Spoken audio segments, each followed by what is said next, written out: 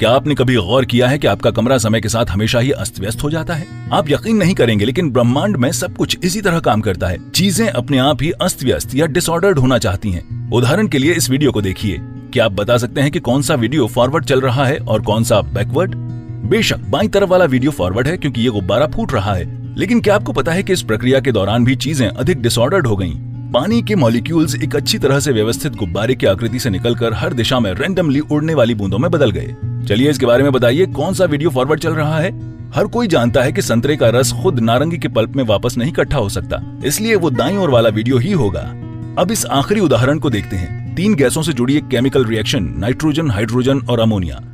ये थोड़ा कठिन है। क्या नाइट्रोजन और हाइड्रोजन अमोनिया बनाएंगे या अमोनिया हाइड्रोजन और नाइट्रोजन के रूप में अलग होगी? ये उदाहरण उतना ऑब्वियस नहीं है, लेकिन इन सबसे जुड़ी एक ऐसी चीज है जो हमें इन तीनों स्थितियों को समझने में मदद कर सकती है। सभी केमिकल रिएक्शंस हमेशा डिसऑर्डर की ओर बढ़ती हैं। फिजिक्स में हम इस कॉन्सेप्ट को एंट्रोपी के रूप में व्यक्त कर सकते हैं, जो ये बताती है कि चीजें समय के साथ और अधिक डिसऑर्डर्ड हो जाती हैं। साधारण भाषा में एंट्रोपी डिसऑर्डर को मापने की इकाई है।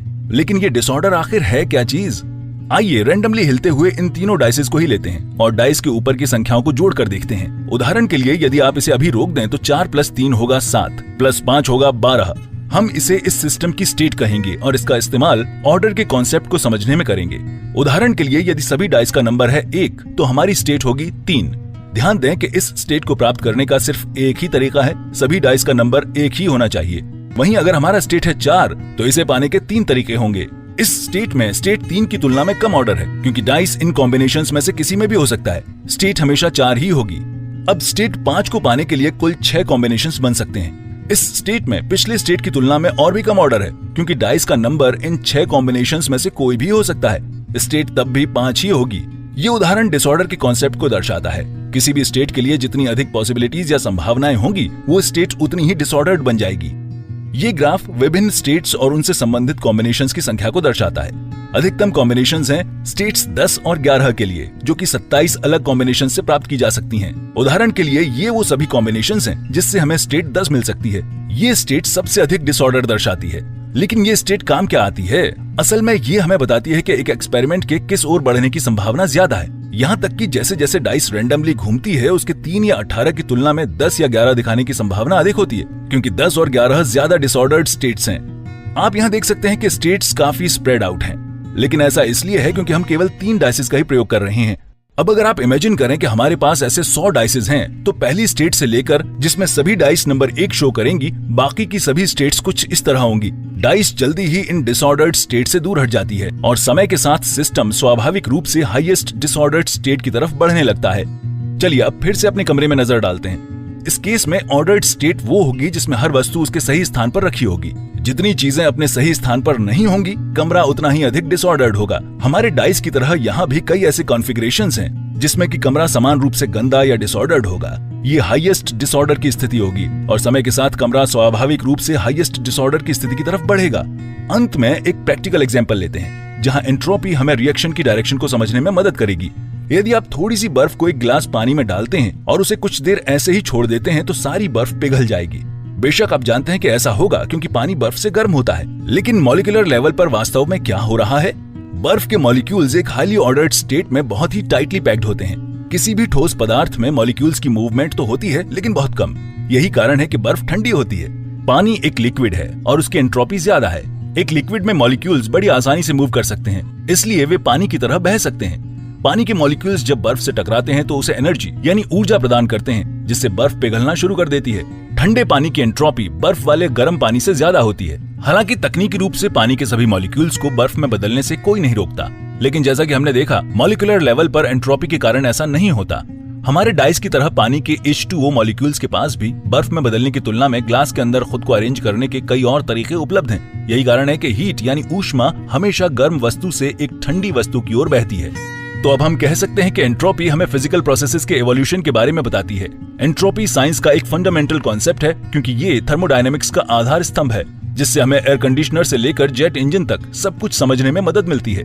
और वास्तव में एंट्रोपी हमें 3 डाइस के एक साधारण सिस्टम से लेकर अरबों सितारों से बनी आकाश गंगाओं को समझने में मदद करती है। एंट्रोपी हमें समय की दिशा बताती है। आप जिस भी नजरिए से देखें, हम एक बात निश्चित रूप से कह सकते हैं कि हमारे ब्रह्मांड की एंट्रोपी बढ़ रही है।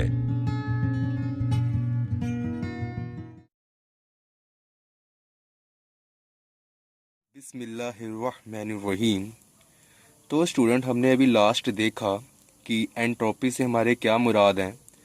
मींस एंट्रोपी का मतलब क्या है, एंट्रोपी क्यों यूज़ होती है।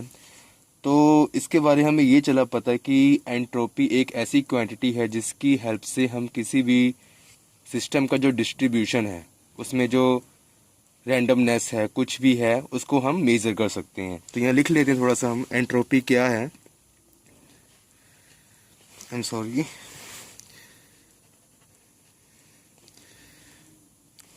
Entropy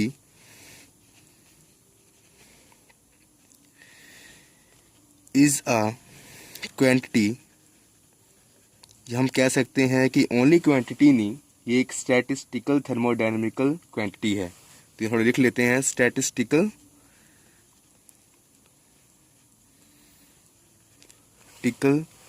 थर्मोडायनेमिकल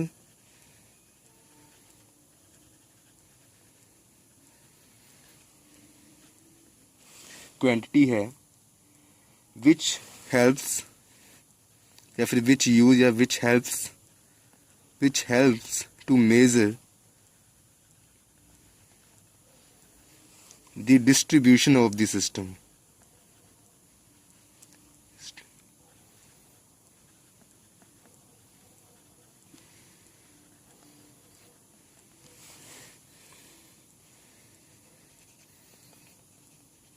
ओके स्टूडेंट, अब हम देखते हैं फिजिक्स में हम इसको कैसे रिप्रेजेंट करते हैं एंट्रोपी को। तो जो एंट्रोपी है वो फिजिक्स में, जो हमारा इन फिजिक्स हम इसको लिखते हैं,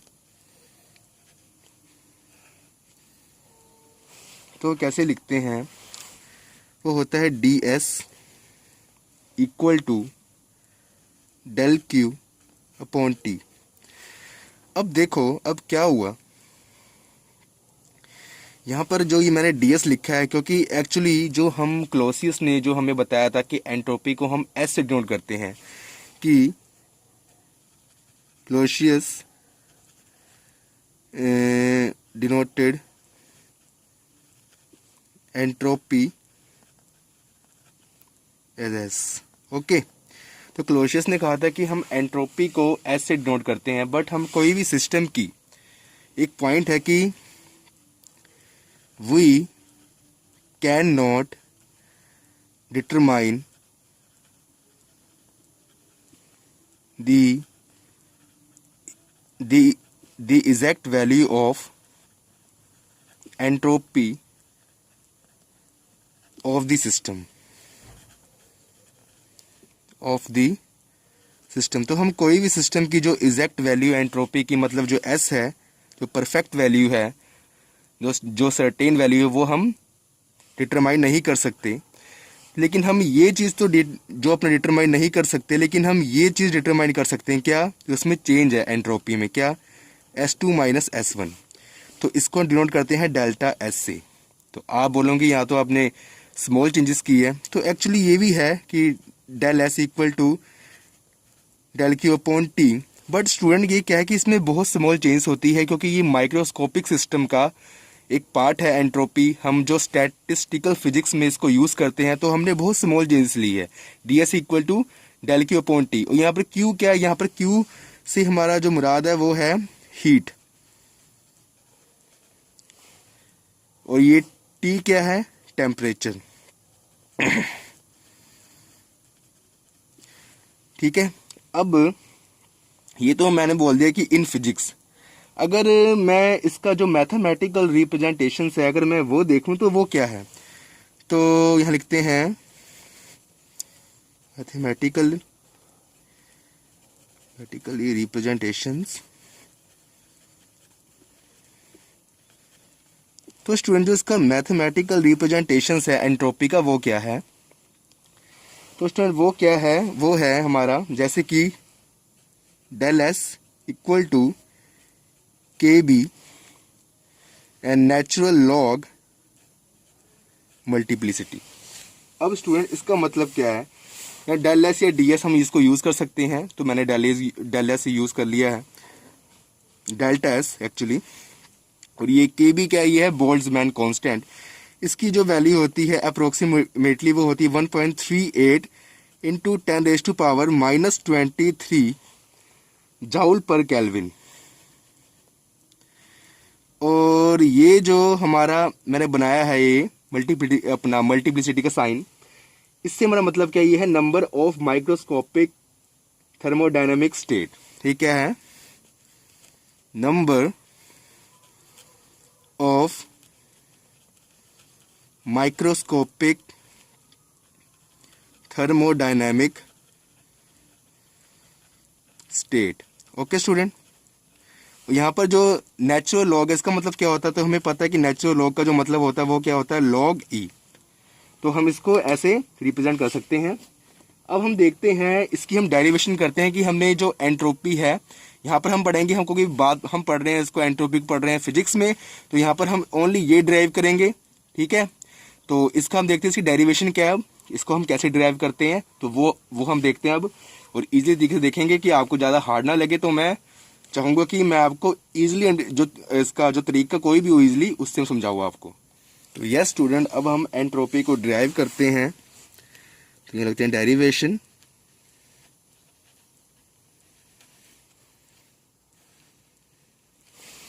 ओके, अब हम एंट्रोपी को ड्राइव करने जा रहे हैं और इजी वे से, जो भी इजी वे होगा मैं आपको वो कराऊंगा।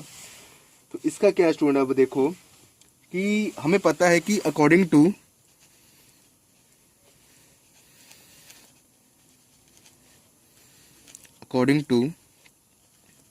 First law of thermodynamic. Okay,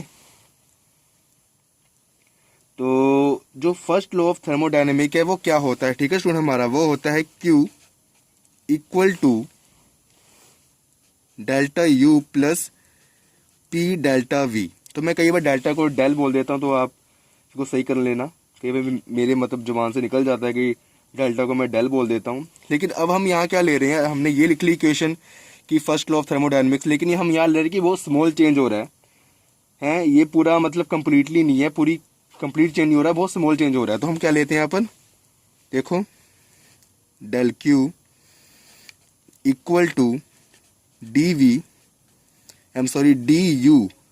you plus P dV। Okay student, अब हमने क्या देखना है, जो ये du है, du को हम क्या लिखते हैं कि जो du होता है इसको हम 1 मान लेते हैं। जो हमारा du होता है वो होता है Cp into dt।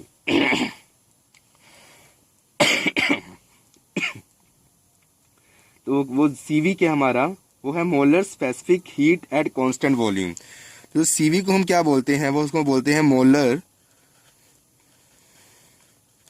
Specific heat at constant volume. मैं इसकी बात बताऊं तो ये क्या है यहाँ पर, इंटरनल एनर्जी,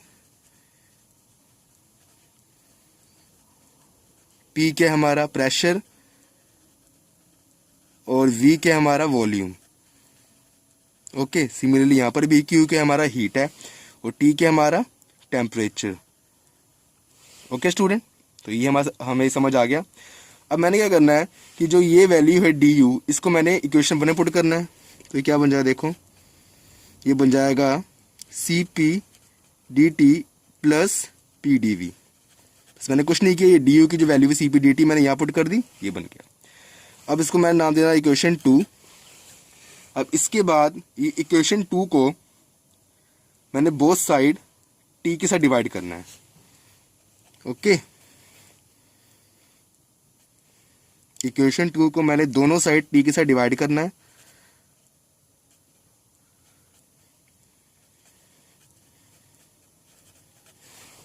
ओके स्टूडेंट, आपको यहाँ चल गया पता, उसमें मैंने कुछ नहीं किया, यहाँ पर भी मैं t के साथ डिवाइड कर दिया, और यहाँ पर भी लेफ्ट हैंड साइड में t के साथ डिवाइड कर दिया, और राइट हैंड साइड भी t के साथ डिवाइड कर दिया। अब क्या करना है हमारा कि हमें पता है कि जो आइडियल गैस इक्वेशन होती है, फ्रॉम आइडियल गैस इक्वेशन और इसको हम बोलते हैं परफेक्ट गैस इक्वेशन भी बोलते हैं कई बार। तो वो क्या होती है हमारी, वो होती है P V equal to N R T. और अगर हम 1 मोल के लिए फॉर 1 मोल ऑफ गैस, तो यहाँ क्या हो जाएगा, एन इक्वल टू 1, यहाँ हम वैल्यू पुट करेंगे तो बन जाएगा P V equal to 1 R T, means P V equal to R T. Okay student, तो P V equal to R T. अब यहाँ से हमारा क्या होगा कि अगर हम इसको टी को इस साइड ले आए नीचे और वी को उस साइड ले जाएं, तो ये बन गया हमारा। ठीक है, इस इक्वेशन से पी को मैं इस साइड ले आया, ठीक है, अपना जो कहते हैं क्रॉस मल्टीप्लाई करके, और वी को इस साइड ले आया, तो ये बन गया P upon T equal to R upon V. अब जो ये इक्वेशन है पी अपॉन टी, यहाँ मैं भर दूंगा आर अपॉन वी। ठीक है, यहाँ पुट करना है।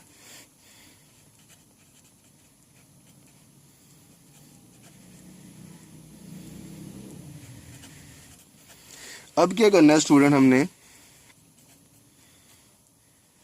देखो, अब हमने क्या करना है कि जो ये इक्वेशन है इसको मैंने इंटीग्रेट करना है। ठीक है, तो हम कैसे इंटीग्रेट करेंगे इसको देखते हैं। अब अपॉन टी, आर के हमारा कांस्टेंट रखेंगे। अब ये क्या है स्टूडेंट, अगर मैं यहाँ इंटीग्रेट करूँ तो ऐसे तो मैं एग्जैक्टली इंटीग्रेट नहीं सकता। आपने बोला कि आपने अगर इंटीग्रेट लेते तो आप left hand side and right hand side दोनों तरफ लो, तभी तो ये मतलब इक्वल होगा, तभी तो ये कंडीशन सेटिस्फाई होगी। लेकिन स्टूडेंट मैंने यहाँ क्या किया, मैंने ओनली इसको राइट हैंड साइड लेना है, बट इसको मैं अगर सेटिस्फाई करना है तो मैं क्या करता हूँ, यहाँ पर मैं डी ले लेता हूँ कि इसको डी के साथ मैं डेरिवेटिव कर रहा हूँ, क्योंकि मुझे पता है कि जो इंटीग्रेशन और डेरिवेटिव एक दूसरे के क्या होते हैं, ऑपोजिट होते हैं, तो ये एक दूसरे को कैंसिल करते हैं। अगर मैंने ये डी लिख लिया और यहाँ पर भी डी लिख लिया आर के साथ, मतलब ये क्या डेरिवेटिव और ये एक इंटीग्रेशन, तो ये आपस में कैंसिल कर रहे हैं, तो हमारे पास यही इक्वेशन बन रही है। ठीक है ना। अब उसके बाद स्टूडेंट हमने क्या करना है, देखो आप, ये डी को मैं निकाल लूंगा कॉमन, अंदर क्या रह गया, C P d T upon T plus R d V upon V. उसके बाद सुन क्या करना है हमने, हमारे पास वो बन गया, क्या बना हमारे पास, मैं यहाँ लिख देता हूँ,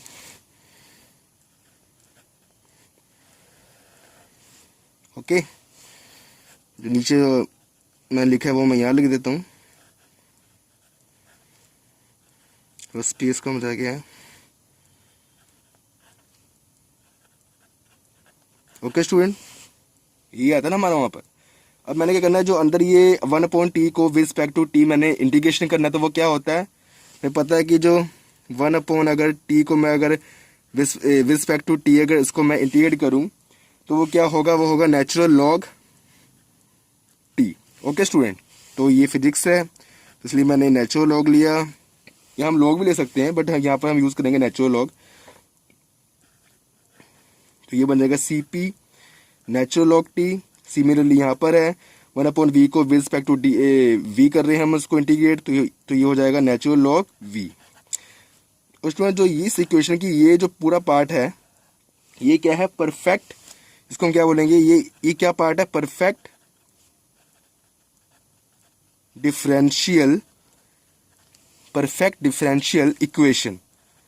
ओके स्टूडेंट, अब ये जो परफेक्ट डिफरेंशियल इक्वेशन है, क्लोसिस ने क्या कहा था, इसको पूरी इस सीपी ये जो ब्रैकेट के अंदर है, इसको हमने क्लोसिस ने इसको बोला था कि ये एंट्रोपी है, इसको नाम दिया था एस का, तो इसको यहाँ हम लिख लेंगे डी एस। तो इसको हमने यही प्रूव करना था, हमने सिर्फ करा इस पोर्शन को हमने एस पुट कर दिया।